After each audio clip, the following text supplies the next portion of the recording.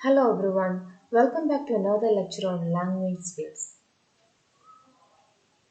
In unit number 9 on writing, we have discussed how to write letters, emails, memos, a report, minutes, etc. And also discussed self-introduction. I told you when you are attending an interview, the first question that you have to face is self-introduction. And after you got that job, you have to write letters, you have to send emails, and sometimes you have to write minutes or memos, etc. So, this chapter will help you in your professional life. This is what I told you before. Okay, that is right. But let me ask you, if you want to join in that job, if you want to get placed, uh, how's it possible? How will you apply for that job? First of all, you have to apply and you have to get selected and you have to attend the interview. Then you will be placed. So now, in today's lecture, we are going to study how to apply for a job. How will you apply for a job? Will they call you? There is a vacancy. Are you interested in it? Will you get an email or phone like this? No, you won't. So you have to apply for it. That means sometimes you will see an advertisement in one of the dailies and you are interested and you have to apply for that. How will you apply? You have to send an application. You have to fill an application. Sometimes you have to, otherwise, you have to send them your resume and a covering letter. What is resume? Resume means your CV or biodata. So, today's lecture we are going to discuss how to write biodata or CV. When we discuss letters and emails, I told you there is a format for that. In the case of CV2, there is a format that you have to follow. So first of all, let me show you the format of writing a resume. Let me show you, just 1 second.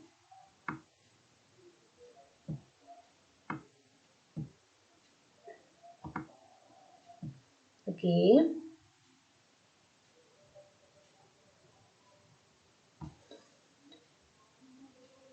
This is the format. Don't forget, when you are writing a resume in your examination answer sheet, you should not forget to draw this box. You have to draw a box like this and your answer should be written in that inside that box. This is the format. But when you are applying for a job in your real life, it is better to type your resume and send it. Okay, that will be pleasing. So let's see what the format is. First of all, you have to write the heading, resume or curriculum video or biodata. Then you have to write your name, then your home address, your phone number and email ID. Don't forget to mention your phone number and email. Then you have to write the objective, why you are applying for this job, and when you get this job, what is your objective, what are you going to do, what's your aim, that you have to mention. Then your profile, it means your, first of all, you have to mention your educational qualification. It can be written in chronological or reverse chronological order. Chronological order means first you have to mention 10th plus 2 degree post graduation, so on.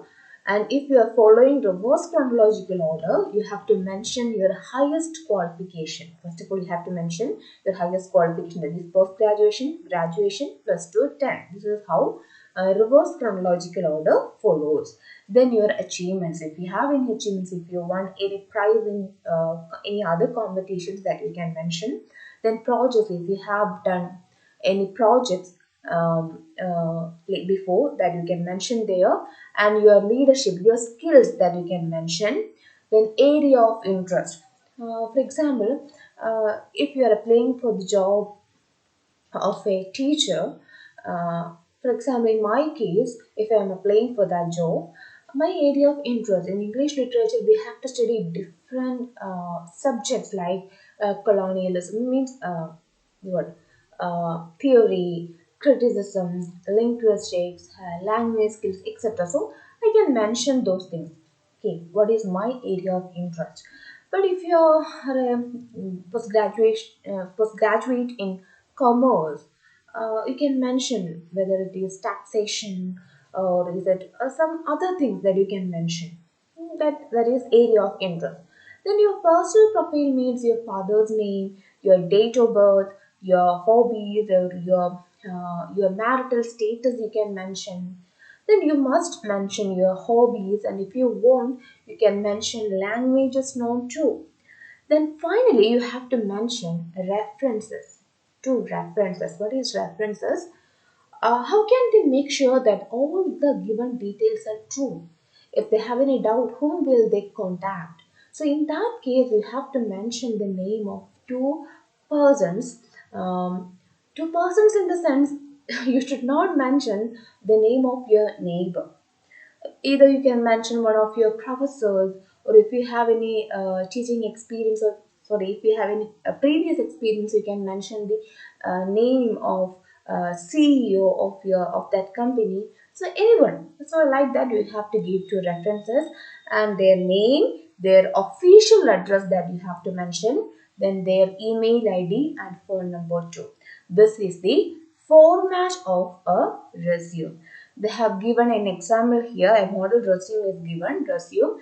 The name is not given, but you have to write a name, then address, mobile number, email, then objective. You can read. It is in your textbook. You can go through that. Objective they have written. Then profile, here they have followed the reverse chronological order, then achievement, leadership, area of interest, personal profile, hobbies, then references to references. This is the model resume given in your textbook. I will show you one of the resumes which I have prepared a few years back, and this is incomplete. This is how I have written mine. I have written my name. Then here itself I have mentioned my qualification. On the first glance itself, they can understand these are the qualification of this candidate. So that is why I have given here like this. Then my home address, phone, email ID, then objective. I have written the objective, and I have followed the chronological order. School education, later college education. This is I have written it elaborately. So I have written the qualification, educational qualification. Then I have mentioned the work experience. So if you have any previous work experience, do not forget to mention that, because it is very important. Then your achievements, in using bullet points, you can write your achievements. If you have performed any projects during your course, or after that, that you can mention. As I was applying for the job of assistant professor, it is mandatory to have some publications and seminars attended. So I have given the details of that too here. Then my personal and technical skills I have mentioned, that is skills.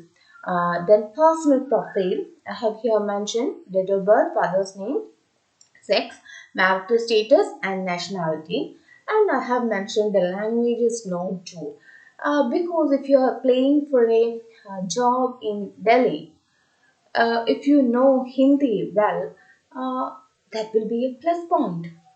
Or if you are applying for a job in Tamil Nadu, if you do not know how to read and write or speak Tamil, it will be a little difficulty for you to handle the students or handle the situation. So, if you know that language, that will be beneficial for you. That is why it's better to mention the languages known.